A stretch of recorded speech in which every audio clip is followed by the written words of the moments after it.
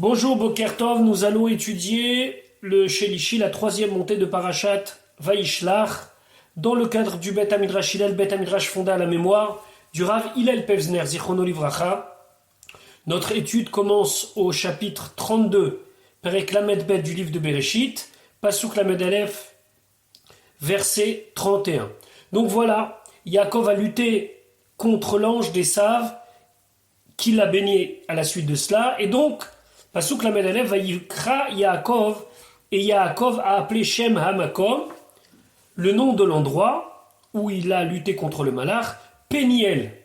Péniel, c'est comme si c'était marqué Pénékel, la face de Dieu. Et pourquoi il a appelé Péniel? Kiraïti, car j'ai vu, dit Yaakov, Elohim. Alors Elohim ici, il faut faire très attention, il n'est pas le traduire par j'ai vu Dieu, parce que ce n'est pas possible. C'est pour ça que la traduction en araméen, c'est Are Chazit, et voilà, j'ai vu Malachaya d'Hachem, un malach de Dieu. Donc Kiraïti Elohim, ça veut dire quand j'ai vu un ange divin, Panim el Panim, face à face, Vatinatzel Nafshi, et mon âme est restée sauve. Le Or HaChaim précise que Panim el Panim ici, c'est pas dans le sens d'être face à face de manière agréable, mais face à face de manière de combattants qui se battent. Pasuk Lamed Bet Vaizrach lo Hashemesh, et il lui a éclairé le soleil. Ça veut dire que le soleil a éclairé Yaakov. Kacher Avar et Penuel, quand il a passé Penuel, Veout Solea, et lui il était en train de boiter Al Yecho, sur sa jambe. Ça veut dire que il était encore boiteux du coup qu'il avait reçu du malach. Rashi, Vaizrach lo Hashemesh, le soleil lui a éclairé. Formulation très bizarre. Quand le soleil il éclaire, c'est pas à lui qu'il éclaire, il éclaire dans tout le monde entier. Alors Rashi dit la Shon Bnei Adam, ou non, c'est un langage courant des gens. Ça veut dire quoi? Quand on dit on est arrivé à tel endroit et le soleil nous a éclairé. Donc c'est une manière de personnaliser, si on veut, certains événements qui en vérité sont des événements universels. Donc quand on dit Vaizrach lo Hashemesh, c'est une formulation pour dire le soleil s'est levé. Zeu pshuto Rashi dit ça, c'est le sens simple. Ou Midrash Agada, le Midrash Agada il dit Vaizrach lo, ça a éclairé pour lui. Les tzorko pour son besoin. Pourquoi? Les rapot et tzilato pour guérir le fait qu'il était en train de boiter. Kma de tema, comme on dit, shemesh tzedaka ou marpe bichnafeha. Le soleil, c'est bon, et il amène la refoua dans le monde. C'est un pasouk de Malachi. Maintenant, veotam shaot shimea valishkoa bishvilo keshiyatsa mi ber sheva, et les 2 heures où le soleil s'est couché plus tôt. Rashi ne dit pas 2 heures, mais on avait appris dans un des shiurim précédents que c'était 2 heures où le soleil s'est couché plus tôt pour que Yaakov dorme dans un certain endroit et qu'il voit ce chalom, ce rêve des anges qui montent et qui descendent. Mihira, l'Isroar Bishvilo. Eh ben, il fallait rattraper ces 2 heures parce que Akadosh Baruch Hu, lorsqu'il fait des miracles dans la nature, alors il fait en sorte que après il y a un rééquilibrage des forces. Eh ben là, le soleil s'est levé beaucoup plus tôt que d'habitude, d'après certains commentateurs, de 2 heures. Mais Rashi ne nous parle pas de temps, il dit juste, il s'est couché plus tard d'un côté, il s'est levé plus tôt de l'autre. Veout Solea, et lui, il boitait, Ayat Solea Keshezarcha Shemesh, il boitait lorsque le soleil s'est mis à éclairer. Ce Shemesh-là, le Zohar nous dit, ce soleil-là, c'est la lumière du soleil originel. On sait que lorsque Akadosh Baruch Hu, à Maaseh Bereshit, à la création, il a créé le soleil, c'était une force qui était non seulement une force pour éclairer, mais aussi une force réparatrice. Et c'est marqué dans Parashat Bereshit, Rashi l'amène aussi, que Akadosh Baruch Hu, il a mis de côté ce soleil pour le réserver aux tzadikim. Et c'est ce soleil-là, cette force-là, qui a maintenant brillé pour Yaakov et qui l'a guéri. Pasuk Lamed Gimel, Alken. C'est pour cela, pour cette raison, en souvenir du miracle que Yaakov a été sauvé de l'ange. Lo yochelu bnei Israël, les bnei Israël ne pourront pas manger et guid anaché, le nerf sciatique des bêtes cachères. Asher al kaf ayarer, qu'il se trouve à la jonction, au moment où il y a l'os et la chair en haut de la jambe, adayomazé jusqu'à aujourd'hui. Pourquoi on ne mange pas le nerf sciatique jusqu'à aujourd'hui? Qui naga, car il l'a touché, l'ange. Bekaf Yerech Yaakov, dans la hanche de Yaakov, Begid Anaché, et le nerf sciatique de Yaakov s'est déplacé, s'est luxé, et donc Anaché, ça veut dire Guide Anaché, c'est le nerf qui a bougé. Nous on dit le nerf sciatique, mais c'est le nerf qui a sauté. On va voir tout de suite dans Rashi. Rashi dit Guide Anaché. Velaman Rachemo Guide Anaché. Pourquoi on l'appelle Guide Anaché? Donc nous, communément, on traduit nerf sciatique, mais Rashi s'intéresse à l'étymologie du mot Guide Anaché. Les filles chez Nasha Mimkomo Ve'ala. Car il a sauté de son endroit et il s'est éloigné de sa place. Et il s'est un petit peu surélevé. Bref, le nerf a été touché, donc la jambe, elle s'est luxée. Ve'u lachon kfitsa, ça veut dire sauter. Vechen, comme c'est marqué, un pasouk de Yirmia, Nacheta Gevuratam. Elle a sauté et elle s'est enlevée de eux toute leur force. Vechen, comme c'est marqué, Kinashani Elokim et Kolamali. Car Dieu a éloigné, m'a fait oublier toutes mes difficultés. Donc Guide Anaché, c'est le nerf qui a sauté de son endroit et qui s'est déplacé, mais nous on traduit nerf sciatique. Al-Kaf Ayarer. Donc Rachid explique Poulpa, c'est un nom en vieux français. Kol Bassar Gavoa, Rachid explique toute la chair qui se trouve en haut, Vetaloul, Ve'agoul, et qui est arrondie, Karoui Kaf. On appelle ça comme une cuillère. Comme c'est marqué, Ad jusqu'à Shetit Marech Akav, Bessimane Magrout. Dans les signes de puberté, on parle jusqu'à que le kaf, et le kaf, ça désigne ici une partie de la chair qu'on a entre la fin du dos et le début de la jambe, ce qui correspond aux hanches, et qui a la forme d'une cuillère. C'est important ici de ramener ce que le Rambam, Maïmonide, dit dans Ilchot Ma'achalot Asurot, dans les lois des choses qui sont interdites à la consommation. Donc il dit que le guide anaché, le nerf sciatique, c'est quelque chose que on ne mange pas de toutes les bêtes qui sont théorim, d'accord, uniquement les bêtes cachères. C'est uniquement dans la patte droite et pas la patte gauche. Celui qui mange un kazaïd, ça veut dire environ 27 à 30 grammes de guide anaché, il reçoit malkout, c'est-à-dire que c'est un lave de la Torah, c'est une interdiction de la Torah.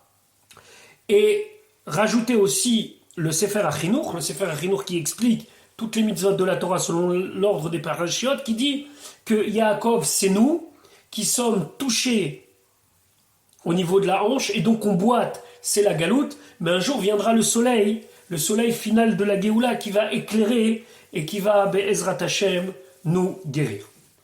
Nous allons maintenant commencer l'étude du Perek Lamed Gimel, Pasuk Aleph, donc chapitre 33, verset 1.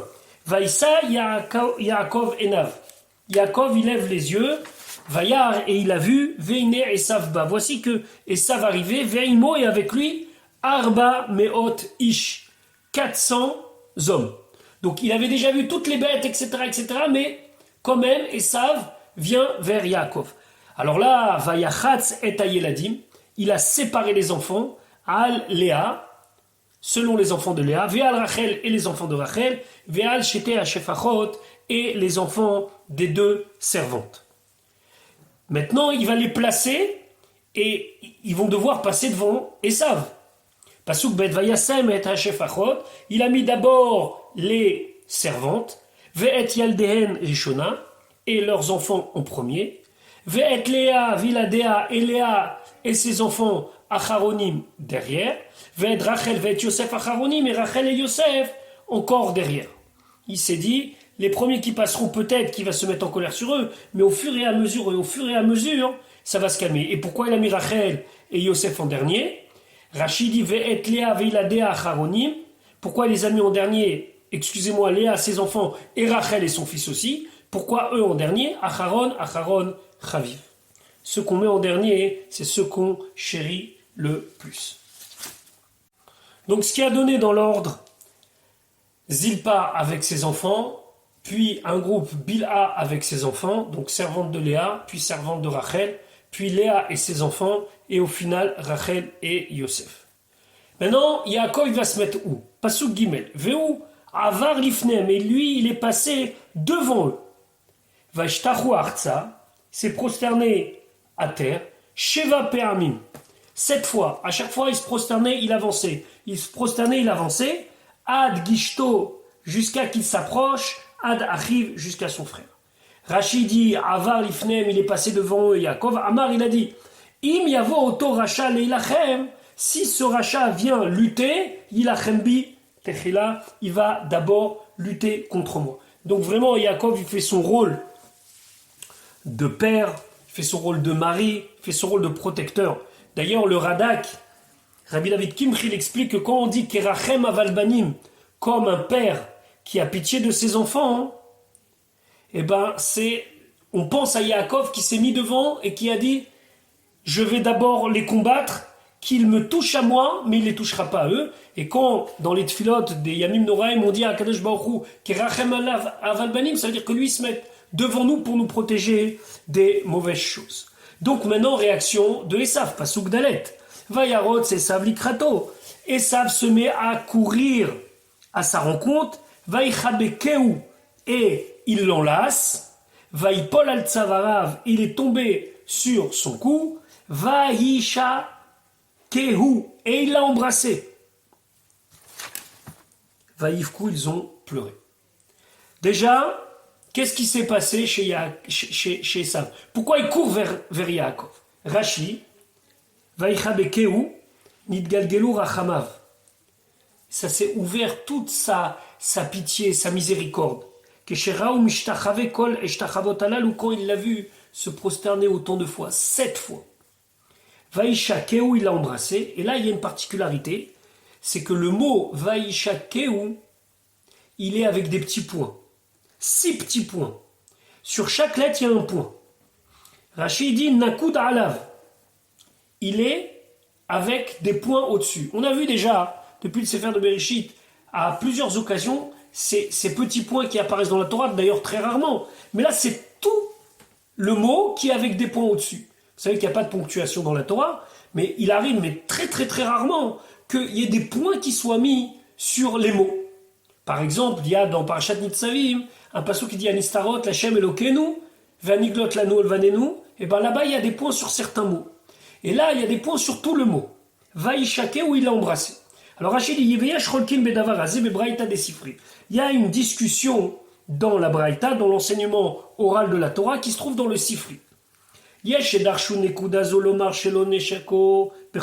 en a qui expliquent les points pour dire qu'il ne l'a pas embrassé avec tout son cœur. Amar Rabbi Shimon ben Yochai dit Alachaï. Ici, il ne faut pas dire Alacha dans le sens de loi, mais ça veut dire quelque chose de connu. Beyadoua, et c'est su, chez Esav sonné le Yaakov, que Esav il déteste Yaakov. Alors pourquoi il l'embrasse?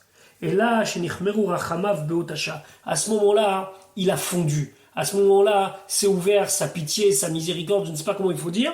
Venashko Bechol Libo, et il l'a embrassé de tout son cœur.